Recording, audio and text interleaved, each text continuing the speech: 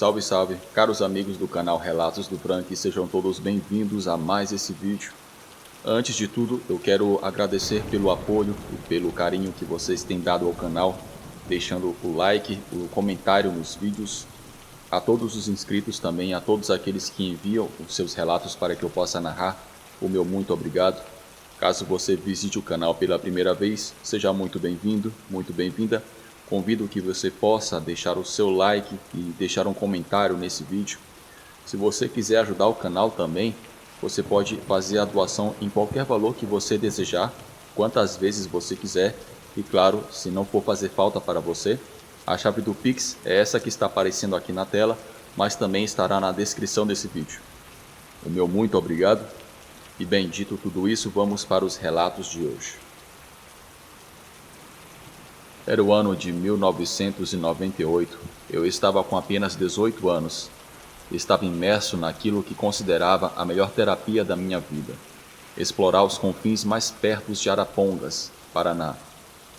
Esse lugar, conhecido por suas matas em áreas rurais e sua pacífica atmosfera do campo, era o cenário perfeito para fazer trilhas e técnicas de sobrevivência junto com os meus amigos e companheiros de aventura. A natureza, em toda a sua imensidão, sempre teve meu absoluto respeito. Sempre tive a crença que há mais nela do que nos dizem ou do que estamos dispostos a aprender. A noite em questão começou de forma inocente. Meu amigo Adão e eu decidimos visitar um clube noturno local na cidade de Rolândia, em busca de relaxar e aproveitar a música e a boa companhia dos outros. O relógio marcou 2 horas da manhã, sinalizando o fechamento do local e nosso momento de partir em direção a Arapongas, minha cidade natal e o nosso destino final naquela noite. Situado a apenas 25 minutos de distância, o trajeto parecia rotineiro, algo que tínhamos feito inúmeras vezes antes. No entanto, aquela névoa espessa que nos envolveu ao pegar a rodovia principal indicava que aquela noite seria tudo menos comum. Com a música ainda tocando no carro e nossas conversas fluindo livremente, mal percebíamos a velocidade reduzida que éramos obrigados a manter devido à intensa neblina. Tudo aconteceu indo como qualquer outra noite, voltando para casa até nos aproximarmos de um cemitério. Logo antes de chegar à cidade, foi naquele momento preciso, ao fazer uma curva leve à esquerda, que o inimaginável irrompeu em nosso mundo. Do espesso manto de névoa surgiu uma silhueta imponente, uma criatura de proporções colossais que se plantou no meio da estrada bloqueando nosso caminho. O instinto primordial do medo fez com que nossos pelos se arrepiassem. Diante de nós, banhada pela luz dos faróis, revelou-se uma entidade escura, cuja mera existência desafiava toda a lógica. Naquele instante, a criatura se tornou o único foco da nossa atenção. Posso assegurar sem dúvidas que se tratava de um lobisomem. Apesar do pânico que consumia, minha curiosidade se impôs, permitindo-me observar atentamente cada detalhe da besta diante de nós. Sua presença era um enigma, um desafio a tudo o que entendíamos sobre o mundo natural. A criatura, em sua majestosa e aterrorizante forma, parecia uma mistura de um bicho com gente. Um ser com olhos vermelhos e pernas traseiras meio tortas. A pelagem da besta, embora espessa e selvagem, tinha um brilho prateado que destacava na escuridão, como se estivesse banhada pela luz da lua. A extensão variava, sendo mais longa nas extremidades, adicionando uma dimensão ainda mais imponente àquela figura. Era uma criatura musculosa e deformada ao mesmo tempo, revelando uma potência que desafiava a compreensão humana. O lobisomem mantinha um olhar fixo em nós, projetando não apenas curiosidade, mas também uma inteligência perturbadora. Era como se estivesse nos abreviando, nos analisando naquele momento e avaliando a situação e considerando suas opções diante de nós que éramos intrusos. A intensidade de seu olhar era hipnótica, criando um vínculo invisível, mas tangível entre nós e ela. A forma como se agachava, com uma agilidade tensa, sugeria que estava pronta para qualquer eventualidade, capaz de lançar-se ao ataque ou desaparecer na névoa com a mesma facilidade. Suas extremidades eram desproporcionadas, em comparação com qualquer outra criatura conhecida pelo homem, terminando em algo que pareciam mãos e pés dotados de uma força sobrenatural. Porém, o mais inquietante era, sem dúvida, o seu rosto. Era semelhante a um lobo, porém, inegavelmente, havia algo perturbador, algo humano naquela figura, com seus traços. Uma espécie de brutalidade inteligente que se refletia em sua expressão. O focinho mais curto do que o esperado dava-lhe um aspecto ainda mais desconcertante, como se estivéssemos diante de uma criatura tirada de filmes de terror. Naquele momento, apesar do terror que dominava meu amigo e da imensa inquietude que eu mesmo sentia, não pude deixar de me maravilhar com a existência de tal ser.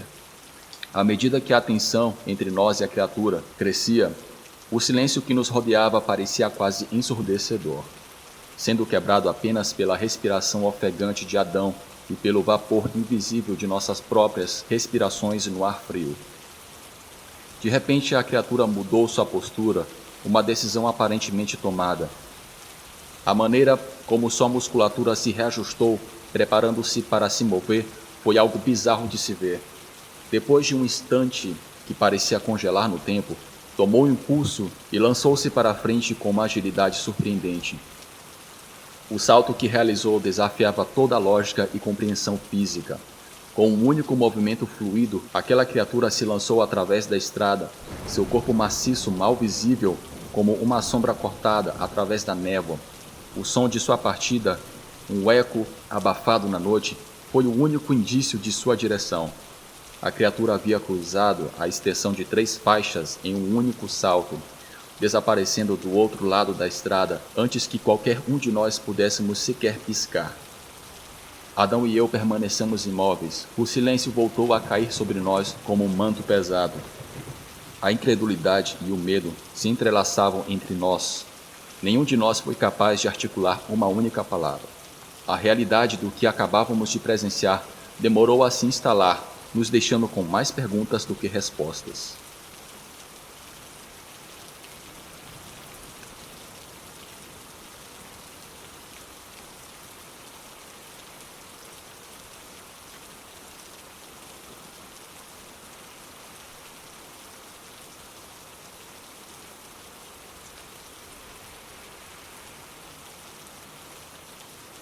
Nasci nos anos 70, vivi com meus pais até 1991, quando eu fui morar com um amigo e dividíamos o aluguel.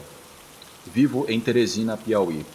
Lembro-me que o prefeito naquela época era Heráclito Fortes.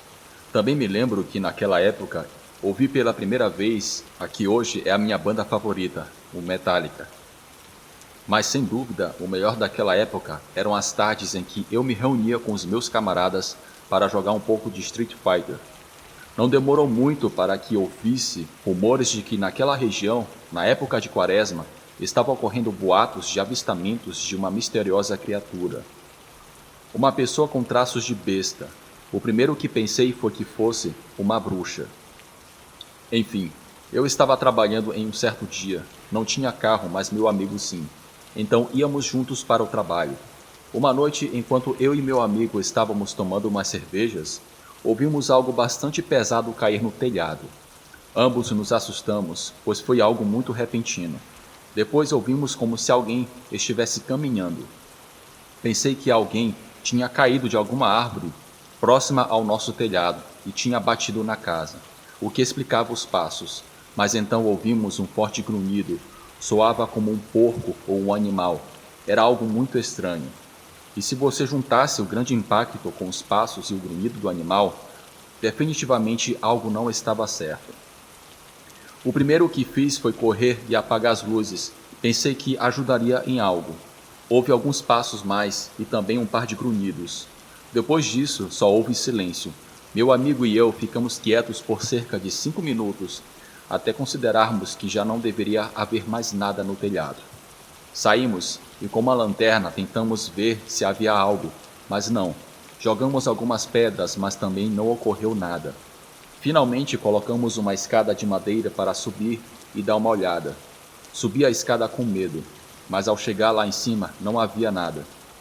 Meu amigo também subiu e começamos a verificar o telhado em busca de qualquer coisa, até que encontramos algumas marcas misteriosas. Era como se garras tivessem rasgado o telhado. Era muito estranho. Enfim, os dias se passaram e o incidente não se repetiu. Mudei de emprego. Fui trabalhar em uma oficina em Caxias. Só com as gorjetas minha renda havia dobrado. As pessoas com dinheiro, especialmente naquela área e naquela época, não eram muito amigáveis, mas o fato de deixarem gorjeta era visto como um favor. E bem, de favor em favor, eu conseguia ganhar uma boa grana. Uma tarde, um cachorro chegou na oficina. Um dos caras que estava comendo ali o enxotou com um chute. Quando foi a minha hora de saída, meu amigo veio me buscar. O cachorro estava lá. Dei pena de vê-lo tão magro, quase até os ossos. Então eu disse a meu amigo que eu levaria ele para casa. E ele concordou. Era tarde demais para comprar ração para cachorro. Então, quando chegamos em casa, demos a ele o que tínhamos comido. O animal era muito obediente. Sozinho, ele procurava a terra para fazer as suas necessidades. Ele já estava causando bastante bagunça e, rapidamente, assumiu um papel de guarda. Latia cada vez que alguém se aproximava, mas nunca atacou. Os meses se passaram e uma noite o cachorro começou a latir furiosamente. Estava fazendo muito barulho. Ele não era muito barulhento, então algo devia estar acontecendo. Meu amigo tinha bebido demais e estava meio dormido. Então eu saí para ver o que estava acontecendo lá fora. Não havia ninguém, mas o cachorro estava correndo ao redor da casa enquanto latia para o telhado. Por mais que eu olhasse, também não via nada. Voltei para casa e tentei dormir. O cachorro não parou de latir por um tempo. Na manhã seguinte, eu fui alimentar o cão e encontrei, entre a lama que se formou quando se rega as plantas, algumas pegadas. Era um pé de um ser humano descalço. Aquilo foi muito estranho. Ao cair da noite, novamente, o cachorro começou a latir, fazendo o mesmo barulho. Agora sim saímos para ver o que estava acontecendo. Meu amigo levava um pedaço de pau e eu levava uma faca. Cercamos a casa silenciosamente, mas não havia ninguém. De repente ouvimos aquele misterioso grunhido. O cachorro estava latindo para a coisa que fazia esse barulho. Estava no telhado. Era óbvio, mas não conseguimos ver nada. Meu amigo entrou na casa e pegou uma mangueira de pressão. Abriu toda a torneira e começou a disparar água no telhado. Nessa lógica era que, se fosse um pássaro, mesmo que fosse grande, não gostaria de água, então voaria para longe. Dito e feito. Vimos que um par de asas se estenderam. Eram gigantescas. Definitivamente aquilo não era um pássaro comum. Era gigante. Teria que ser um pássaro de proporções monstruosas, o que claramente não era possível. Então aquela coisa saiu voando num piscar de olhos. Meu amigo e eu ficamos chocados quando observamos aquela coisa se afastando. Mais do que um pássaro, parecia um morcego. Era de cor marrom escura. Voou na direção leste. Meu amigo e eu sabíamos que para lá ficava um tipo de caverna dos morcegos. Para quem não conhece, eu vou contar. Para começar, a entrada já é meio estranha, pois é um quadrado gigantesco quase perfeito. Acho que costumava ser algum tipo de mina ou algo assim.